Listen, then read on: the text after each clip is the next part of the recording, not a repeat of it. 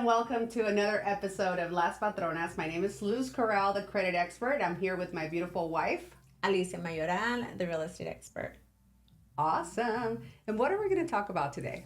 So I thought it would be a great idea to talk a little bit about who we actually are. So obviously on our other social media platforms, people know who we are, but on the podcast, I feel like it's the time to introduce who we are individually.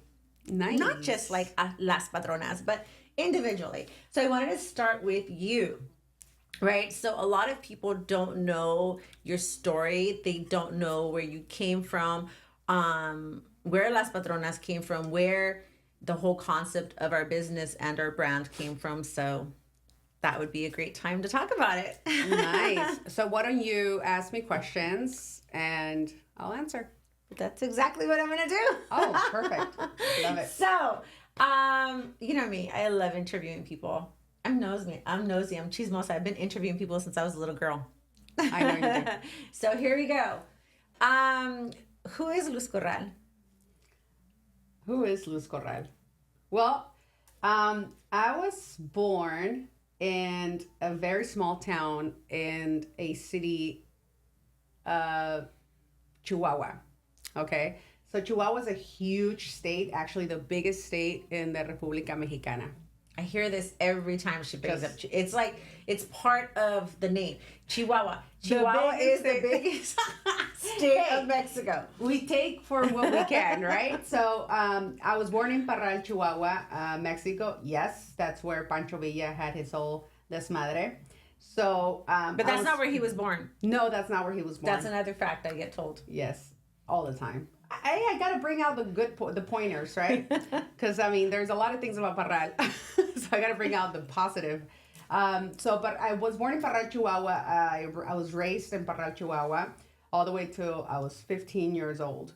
At 15, I decided to move from Parral to California, and I moved to my oldest sister's house. She was married and she had 2 kids at that point in time. I was 15 years old, coming to a new country, to a new environment, to new absolutely everything. So at 15, I started going to high school, and for my luck, which I'm very, very blessed and happy that it worked out that way, because I came to lived in Costa Mesa, California, and I ended up going to Newport Harbor High School, which was, the closest to where I used to live, and going to predominant white school was actually very hard, but at the same time, I think it pushed me to learn English. It pushed me to be harder on myself, I loved English since I was little, and my dad used to have a encyclopedia. Mm-hmm. Is that what it's called? Encyclopedia. Yeah? Encyclopedia. See, close there's some words that I can't still not even pronounce. Yeah. So I used to, it was a recording, it was an audio, and my dad would always give us some kind of money, like a bonus, if we listened to it. And out of everyone in the house, I was the one who actually really enjoyed it. So I was like, I enjoy it and I'm going to get money for it. But could you have an actual conversation in English? Did you know what was going on when you came to this country? Yes. Oh, really? I did. Okay, good. Yeah, I could have a conversation, but it was very choppy and broken, but I still understood. So when I came here, I was in, what's it called? A freshman? Yes, I was in ESL? 10th. Oh, okay. 10th grade, and I was an ESL. Mm-hmm. And I became the teacher's aide. So, you're going to say you became the president of ESL? No, I don't think there is a president. I don't think so. But I could have, if there was. But I became the teacher's aide. So I guess I was doing better than average. And yeah, I mean, I graduated, and I had I went advanced. I mean, I finished my high school before I should have. I had only a few periods by my senior year. And I started working at 15 right off the bat. I didn't waste no time. Why did you come to the United States? I mean, you had it pretty good in Mexico. Why come here? No, it's not that I had it pretty good in Mexico. I mean, we never suffer from food or clothing or anything like that. But it was a very toxic environment. My dad had been a alcoholic through my whole life. and I experienced and I saw things that I didn't want to be part of anymore. So I almost like I fled. Yeah. I fled home. Did you have a plan? No. All I knew was I'm going to make it and I'll never come back. That was my plan. I'll make it, whatever I'm going to do, I'm going to make it. I'm going to do it right and I'll never come back. And I did that, So I think it was more like desperation. Like, I don't want to be here no more kind of a thing. Yeah. Although my dad stopped drinking when I turned, right a little bit before I turned 15. But you still left. I still left, yeah. Because, 15 years of that experience, just because you haven't been drinking for a couple of months, it's not going to make a difference. You know what I'm saying? Yeah, and you probably didn't even believe him at that point. I didn't. I didn't think it was going to last. Thank God he did and still is. But I don't regret coming here and I don't regret anything. So you started working young. You were 15 years old when you started working. Yes, I started working. I found a job at a bagel and pizza place in Newport Beach. It was literally like 7 minutes from my high school. So I used to pass by there. We used to take the bus right across the street.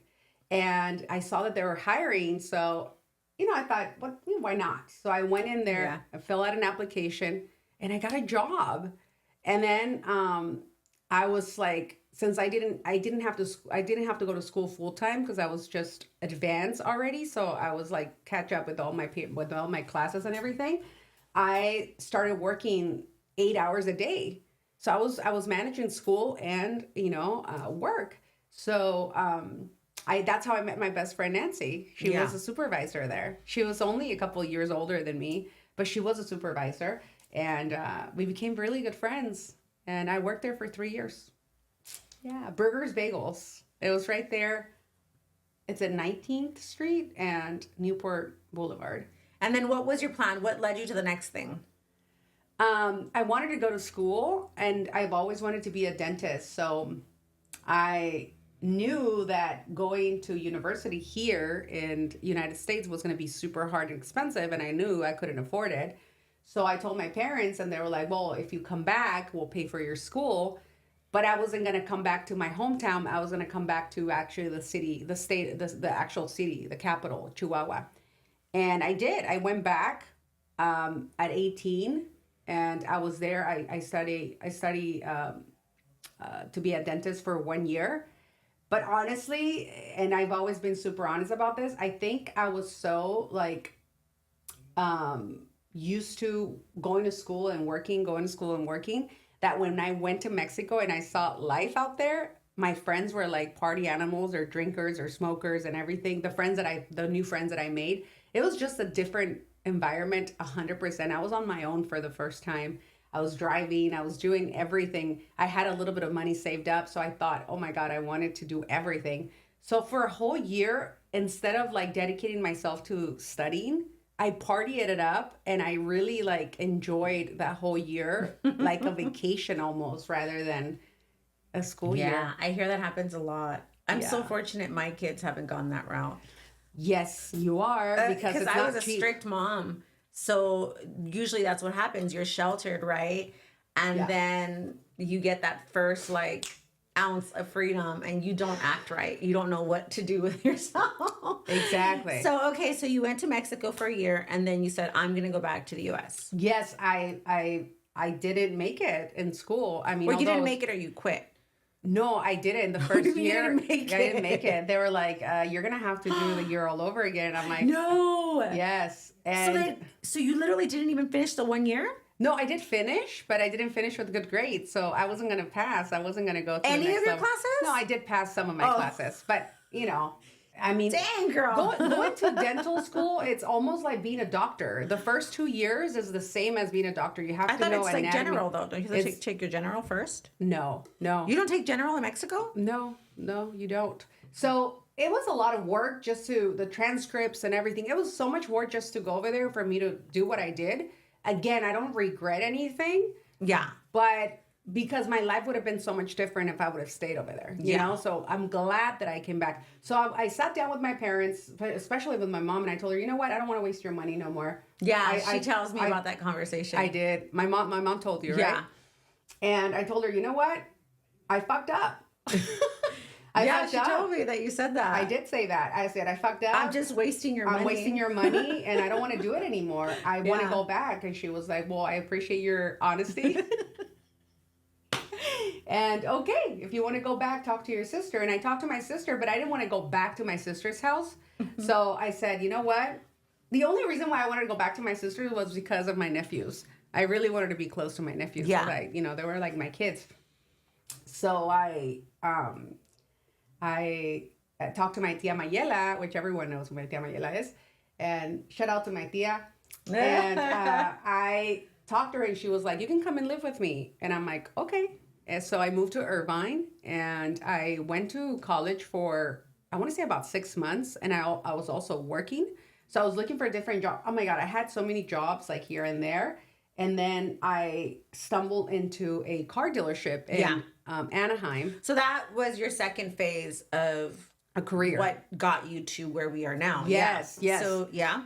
And I got there and this guy that was all over the place, which thinking about it now, I go back and I was like, this guy was on drugs. Like, for sure he was on drugs. I remember he was so out there. But I didn't know anything, so I didn't know. You're like, he's just on coffee. I was like, you probably had too much coffee. And I'm like, yeah, nah, that was not coffee.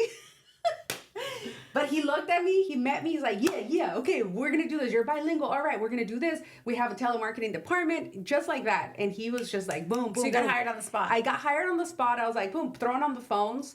And I'm like, all right, I can call. So I started making calls, picking up the phone. I set up like, I want to say 15 appointments the first day I was there. I was killing it as a telemarketer. So I stayed as a telemarketer for 6 months. When I saw what the salespeople were making off my leads, or not my leads, but my appointments, I was like, oh, hell no. I got to get my license. So I got not pushed into, but you threw yourself into. I asked. And they respond, and they were like, and they were like, yeah, you can get your license, blah blah blah. So I did. I went to Santa Ana, got my license for sales. I got it right on the spot too, and the next day I was selling cars. So I was a salesperson. So then you became a salesperson, and then after 6 months of being a salesperson, I became they called it a closer. It's like a team leader, So I had my own team, and I actually make I put together the first all-female salespeople, because salespeople, car sales were used to be men only. Yeah, yeah. So I started Same hiring thing with real estate. It's very male. So I started hiring girls and girls and girls. So all of a sudden I had a team of girls. I had like 10 girls under my team, and we were killing it. Of course, we were killing it. So we were number one for maybe 6 months. Another 6 months, I got promoted. I got approached by the finance director. And he was like, Luz, I think you'll do great in finance, And I was like, well, I'll try it. I mean, all I see them is sitting down behind their desk and, signing documents. How hard can that be? So I became a finance manager. I was in finance for about a year, which was great. I mean, it was probably double or triple the sales is making. Oh, yeah. Okay. And it was so much more chill because now you don't have to be chasing the cheese.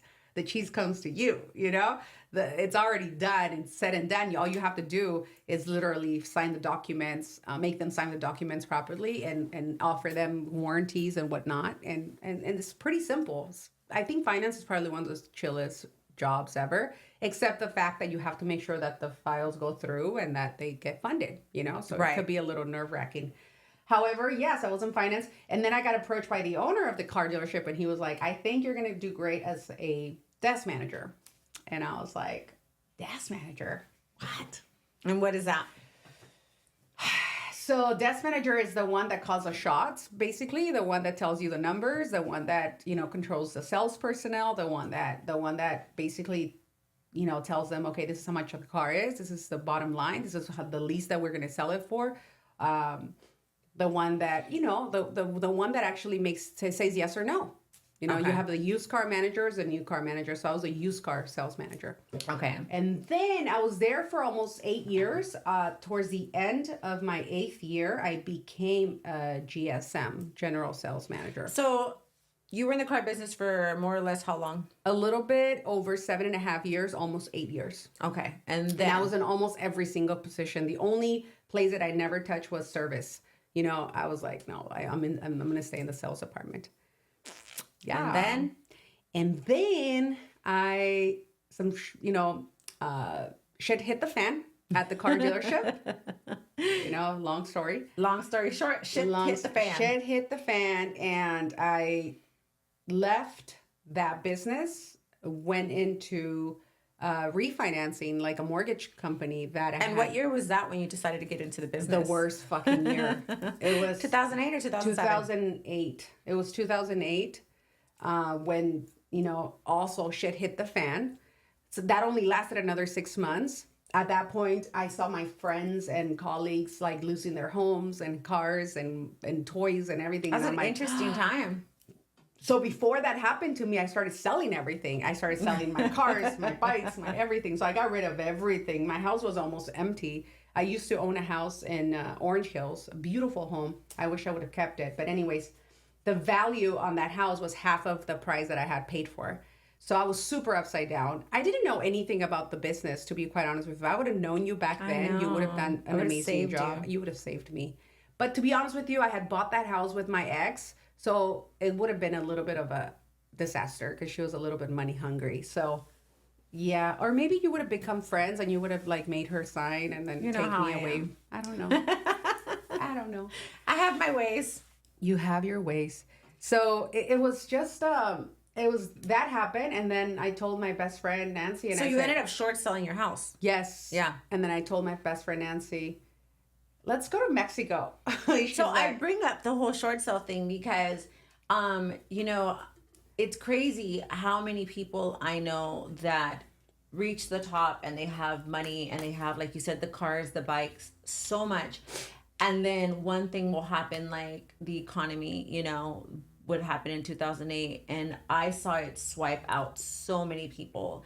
I mean, I just, like you said, I was at the office and all day long, the repo trucks would come and repossess cars. Yeah. People would be crying and it was crazy. You get that question asked often.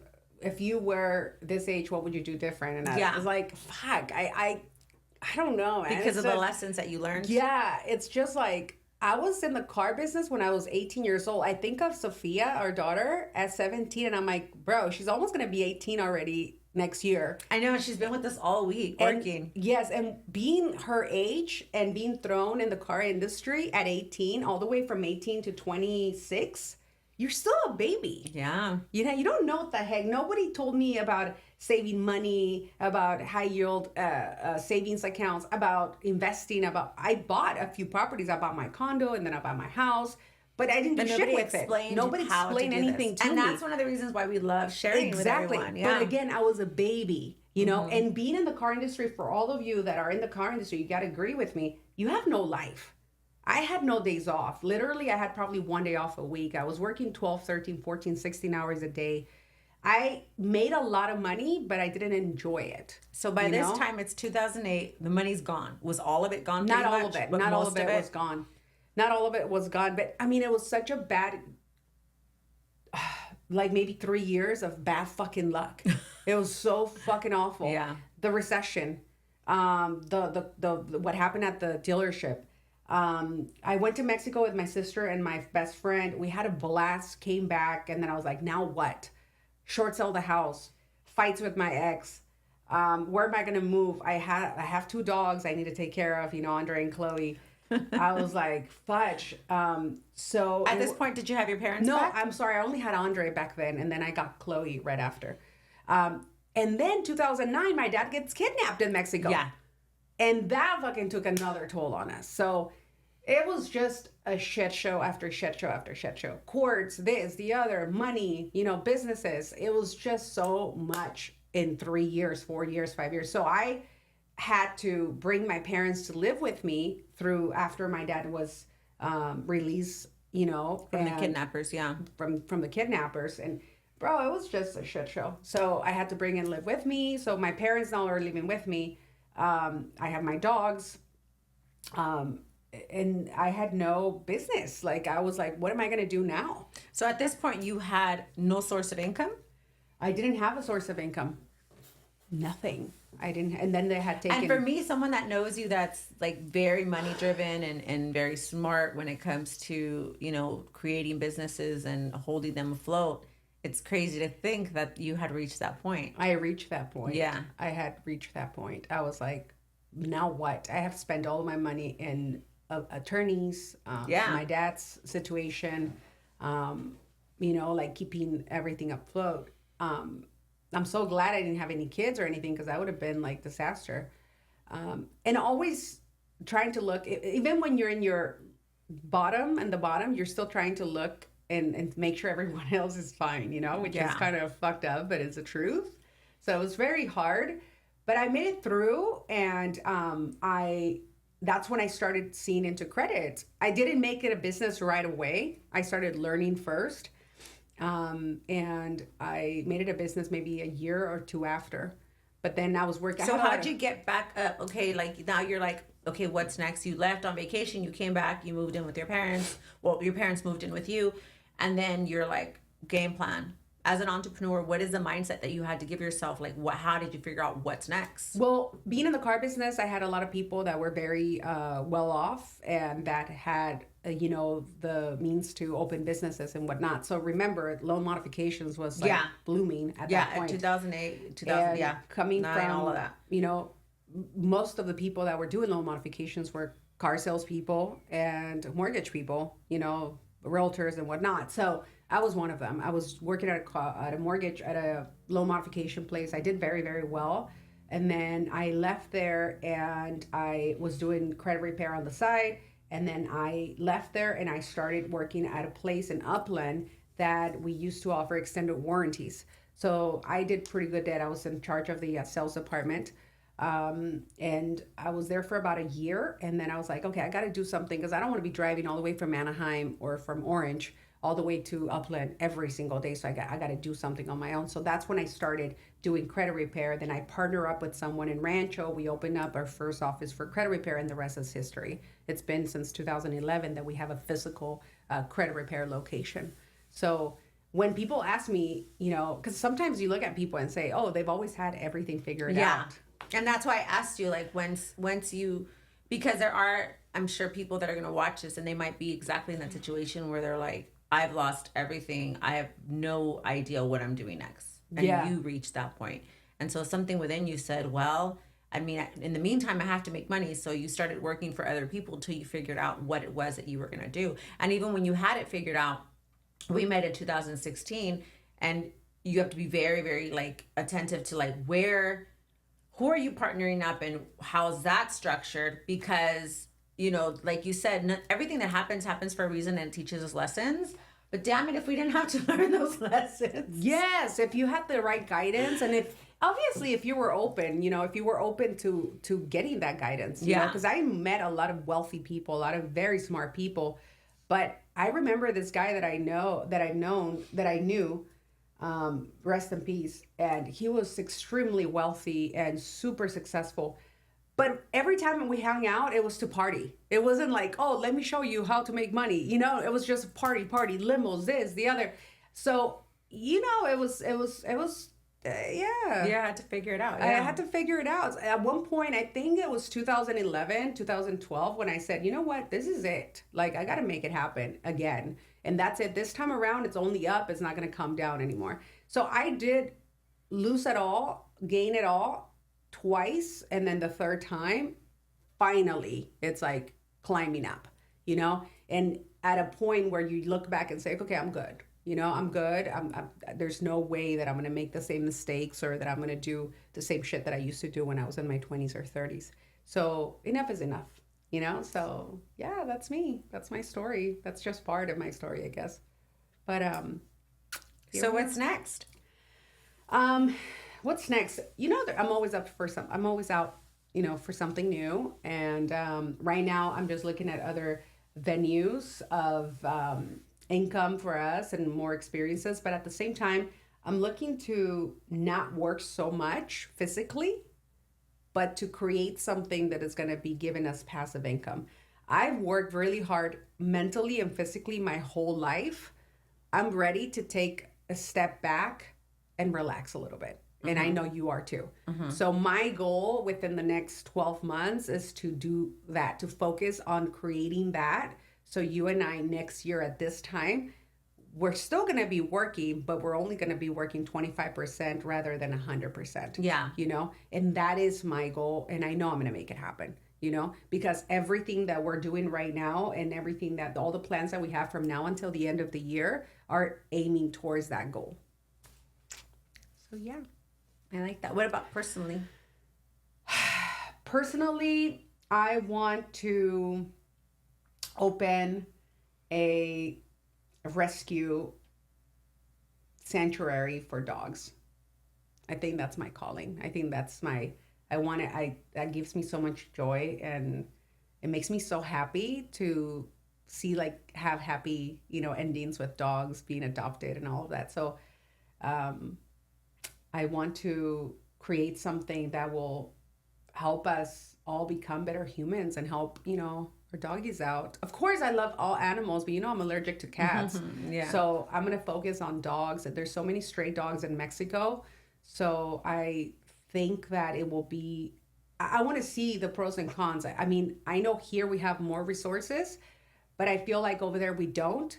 So if we were to do it over there in Mexico, I think that your dollar goes a longer way. Yeah.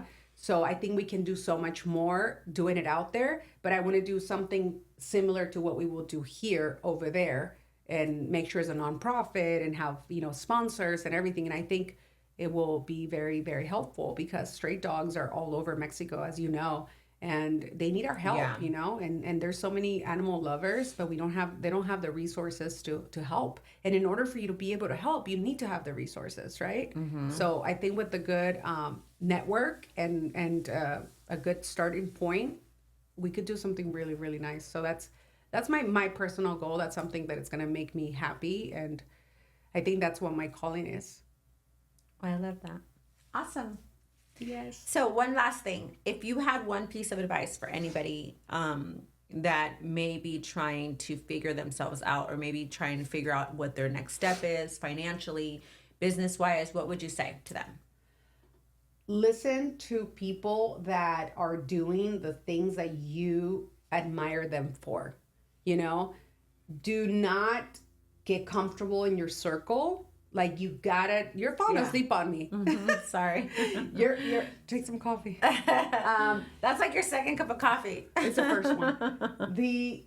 Get out of your comfort zone. Get out of your circle of people. If your circle of people are not where you want to be or where you're aiming towards, you need to get out. It's okay for you to get out. They're still going to be your friends and everything, but you really need to put yourself out there. Hang out with people that have more, know more, and can teach you something better, create a circle of healthy relationships. Remember, partying and drinking and smoking and doing all those things, it's always going to be there. Right now, I can literally say I'm going to go home and smoke a cigar and drink a whiskey and sit down in my backyard and enjoy my dogs and enjoy my family, or by myself listen to some music. That you can do any day, But life goes by so fast, and you're only young for so long, and your energy levels and your memory levels are so different. So, and you can feel it, at 40, you can start feeling, oh, fuck, when I was 20, I had a lot of energy. Now I don't, Yeah. I could party up for a long time, and focus and really getting to your goals and be very, intentional about what you want to do. You don't have to have it all figured out. Yeah. You don't have to. But as long as you're working every day into your goals, that will make a big difference. Something that I do want to end up with, just saying, I know you're falling asleep, but I'm going to tell you something. That I'm not falling asleep. Something that I always did since I was a little girl, and I didn't read it nowhere. I didn't see it anywhere because I didn't have that. It's writing down your goals. Yeah. I always wrote down my goals. Me too. Always. And no one ever told me to do that. That's just something that I just, Alicia, you're really falling asleep. You want to cut it? So anyways, I'm gonna be falling asleep when I do your interview too. I'm tired. What do you want me to do? So, yeah. Nobody knows but you. Yeah, But that's what now you everybody think. knows. You're crying over here. You're like, so, anyways, yeah, write down your goals and do. I mean, everybody has a different path, a different everything. But at the end of the day, it's never too late, and you're not competing against anyone else. Your best and your worst competition is going to be you, yourself. So, yeah, that's my word of advice. Create a circle of people that are healthy for you and that have similar goals. You know, it's so important. Yeah. If I would have known that before, I would have done that a long time ago. You know? Yeah. Don't cry. It's okay. I love you. Well, thank you so much. Thank you. Thank you. All right. We'll see you next time. All right. Bye. Saco mi cadena.